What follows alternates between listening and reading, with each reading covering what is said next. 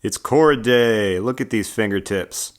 We're going to toughen these babies up. Keep your fingernails short, okay? The only person allowed to play with long fingernails is Dolly Parton. The rest of us mortals have to keep our fingers in check, okay? So, remember I told you we have 4 magic chords. The G chord, this is what we're doing today. My favorite chord.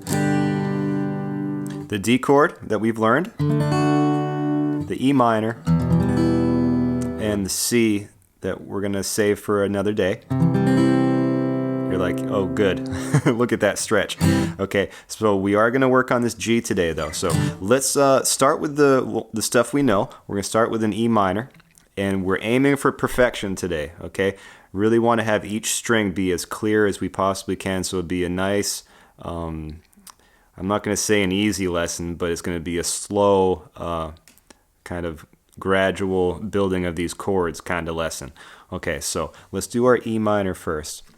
We have an open E string. That should be pretty easy, right? Unless you're picking like really hard. You shouldn't get a buzz at all with that one. Okay, finger 1 on fret 2 of the A. We know this. Pressing down nice and firm with our thumb on the back side. Finger 2 on fret 2 of the D string. Let's see if we can get just these 3, all right?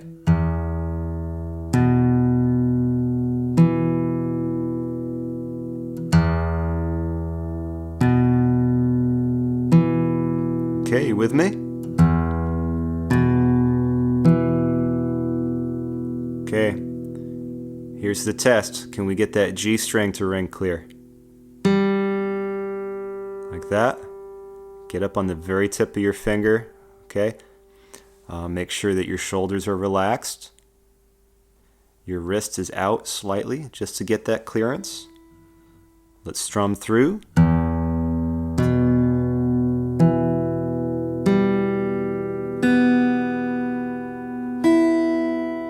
Nice.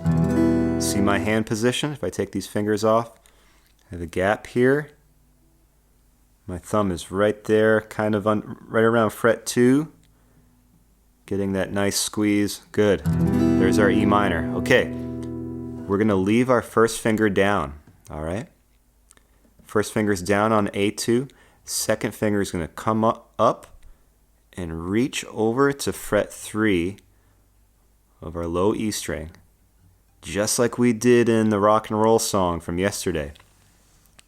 Okay, so that was all in preparation for this big G chord that we're doing. Okay, so aim to get as close to that fret as you can. If you're way back here, you're going to get a buzz. Okay, so just do that little reach. Get up on your fingertip. Let's see if we can get these 2 strings, the E and the A string, to sound clear. Here's our low E. Here's our A. Nice. Work these out. Keep on plucking. The D string is next. Good. We have an open G. Good. We can keep going. If you remember from the other day, fret 2 of the A string is a B note, right? And we have a B string. These are octaves of each other. They're both inside this chord, so we can strum all the way through to the B string. What we don't want is to have an open high E string. That's not the chord we're looking for. It's kind of a nice sounding chord, but we need to do something with that high E string, okay?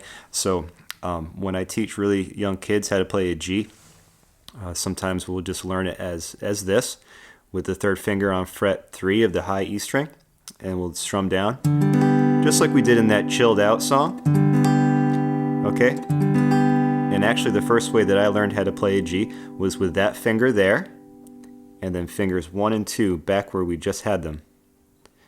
Okay, a lot of people play a G this way. Try it out. Okay, it's pretty gnarly looking, right? It's quite a stretch. Okay, if that starts to hurt, take this finger off. We'll just focus on these 2. Just careful not to pluck that last E string, okay? Good. So that's 5 out of 6 strings. That's pretty good for the G chord. We want to work on the other side of it though, and I'll show you a good way of doing it. Let's play our D chord that we know. Okay? Open D, fret 2 of the G, fret 3 of the B, and fret 2 of the high E. Here's our D. Nice. There's a song that you may know that starts off with this D chord, and then we place our pinky down on fret 3 of the high E string. Really famous song. See if you can name it.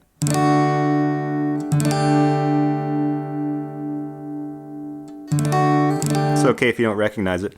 So this is a good way for us to start working out our pinky. We play a D chord, and we drop our pinky down on fret 3, that high E. This is a bonus chord for today. This chord is called D sus4. Okay, I'm not going to ask you to remember that, but it's a nice sounding chord, and it's going to serve us today to work out our pinky for this 4-finger G chord. So check this out. Make your D first. Good. Lay your pinky down on fret 3 of the high E. Good. Lift up fingers 1 and 2. Leave these down. And then drop these 2 fingers back where we had them, and that's our full 4-finger G. Try that out. Do it with me. Let's just strum very lightly. This is our 4-finger G chord. If you like, you can just work on half of it at a time. Here, take these 2 off. Just work on this part of it.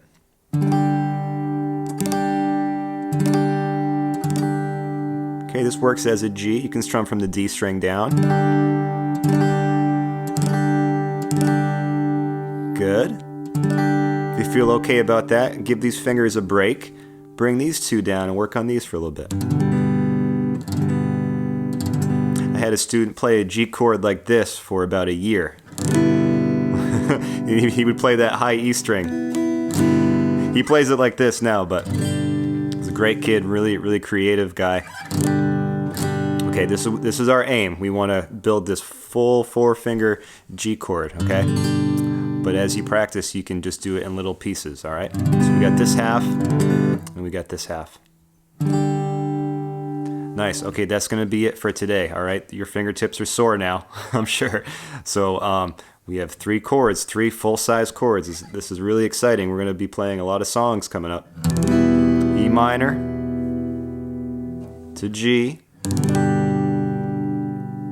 to D, and then the bonus chord with the D sus4.